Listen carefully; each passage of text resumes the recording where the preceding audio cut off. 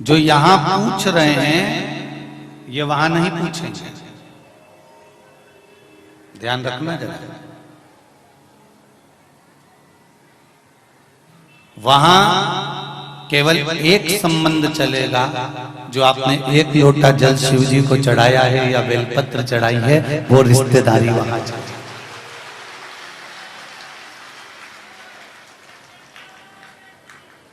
केवल एक रिश्ता चलना है वहां पर, बाकी का कोई रिश्ता नहीं। और वो संबंध, वो रिश्तेदारी, वो नातेदारी, वो कुटुंब, वो कबीला हमारा कोई दूसरा नहीं। देवकी मैया और यशोदा मैया,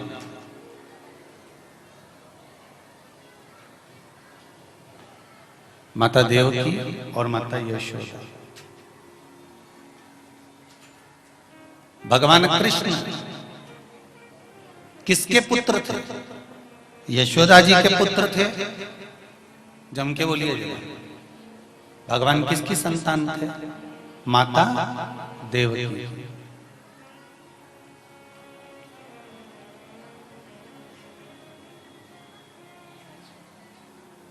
माता देवकी की संतान भगवान कृष्ण है, पर यशोदा जी की गोद में आकर बैठ गए, इसलिए संतान किसकी कहलाने लगे? यशोदा जी। पर देवकी माता के गर्भ से उनका जन्म हुआ, देवकी माता के साथ में वो जन्मे हैं, उनके गर्भ में वो रहे हैं, उनके गर्भ से उनका प्रकट हुआ है। पर देवकी माता को जो सुख मिलना था वो सुख नहीं मिला। सुख अगर किसी को मिला है पुत्र का, संतान का, तो वो सुख प्राप्त हुआ है यशोदा मैया की गोद में बैठने के बाद। माता यशोदा, वो रिश्ता, वो संबंध अगर कहीं जमा तो माता यशोदा से।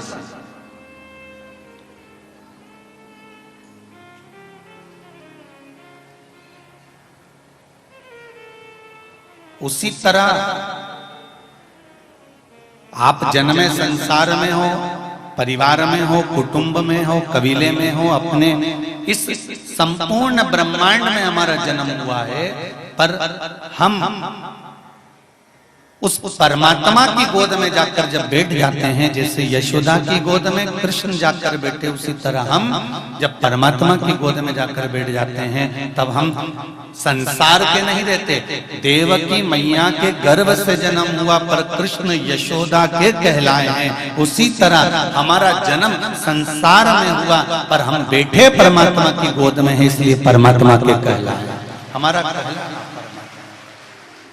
माइक चेंज कर दीजिए।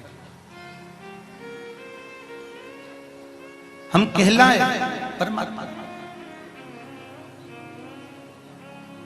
शंभो शरणे पड़ी मांगू घड़ी रे घड़ी, दुख काटो दया करी न दर्शन आपो।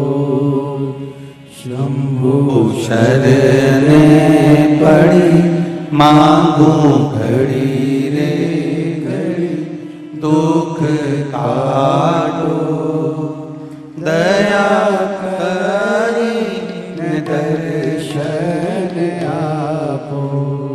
शिव कृपा से हम भले संसार में जन्मे हो, अपनों में जन्म हुआ हो, पर जहां बैठे हैं हम वहां के कहलाते हैं।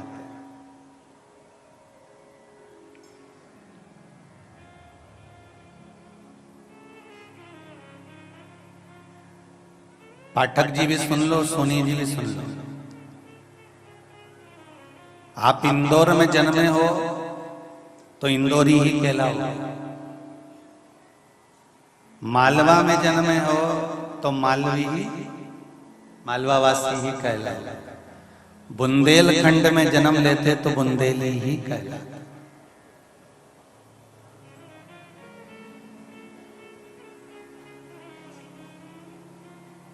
हमारा जहां जन्म हुआ है हम वहां के कहला रहे हैं। रहना भले कहीं पर, पर शिव महापुराण की कथा कहती है, मेरे देवाधिदेव महादेव का चरित्र कहता है, इंदौर में जन्म हुआ तो इंदौरी कहला गए, पर वहां से निकलकर अगर आप पूना में चले गए, वहां अपने आपका व्यापार जमा लिया, व्यवसाय जमा लिया, बहुत उन्नति की सीढ़ी पर आप चढ़ गए, तो धीरे धीरे धीरे धीरे धीरे धीरे आपका वहां पर वर्चस्व हो गया, नाम हो गया, फिर लोग आपको वहां जानने लगे।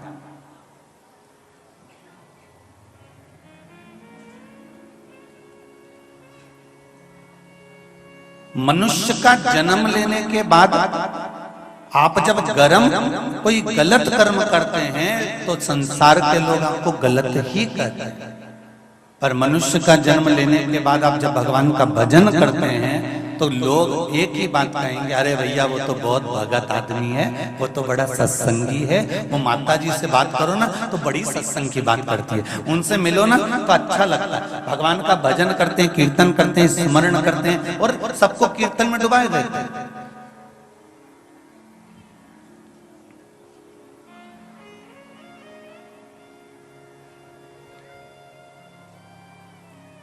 भजन का जल आपके पास में है तो आप किसी को भी भरकर दोगे तो वो भजन का जल ही दोगे।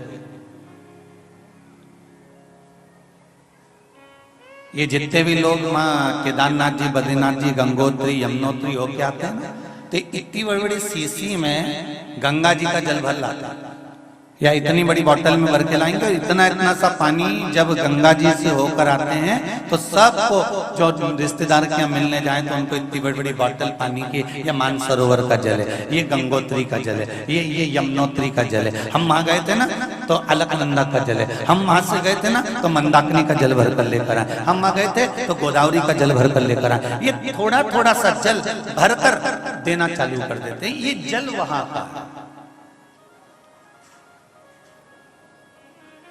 उनके पास में बहुत जल है तो उन्होंने दिया।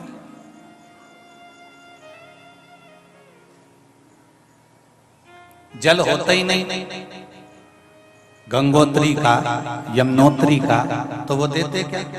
नहीं।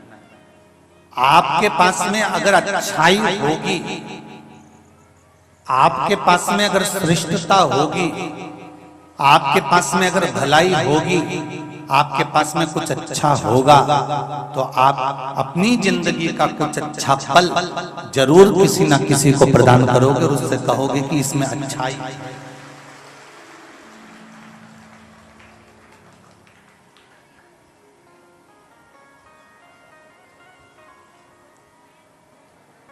कुएं में पानी है तो तुम बाल्टी डालकर निकालोगे तो पानी निकलेगा। कुएं में पानी नहीं होगा, तुम बाल्टी कितनी भी पटक के रखो ने, बार बार रस्सी से दमोचो, बार बार नीचे ले जाओ, ऊपर ले जाओ, नीचे ले जाओ, ऊपर ले जाओ, पर वो पानी है ही नहीं तो नहीं निकलेगा। उसी तरह शिव महापुराण की कथा कहती है कि जिसके भीतर जो भरा होता है, बाल्टी से उलीचा जाता है तो वो निकल कर बाहर आता है। उसी तरह जिसके भीतर जो होगा, कुएं के अंदर पानी होगा तो वो पानी निकल कर बाहर होगा। आपके भीतर अहंकार होगा तो जीवान की बाल्टी से निकल कर बाहर आएगा। आपके भीतर काम होगा तो जीवान की बाल्टी से निकल कर बाहर आ जाएगा। आपके भीतर अभिमान होगा तो वो निकल कर बाहर आ जाएगा। आपके इस मन रूपी कुएं में जो भरा होगा उसको बाल्टी से निकाला जा सकता है।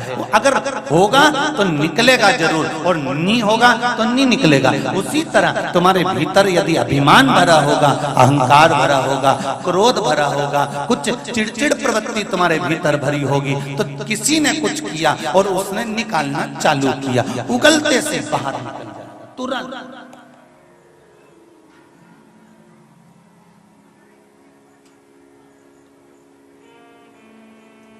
और जिसके अंदर भजन भरा होगा ना, तुरंत बाहर निकलेगा। श्री शिवाय नमस्तु, श्री शिवाय नमस्तु, श्री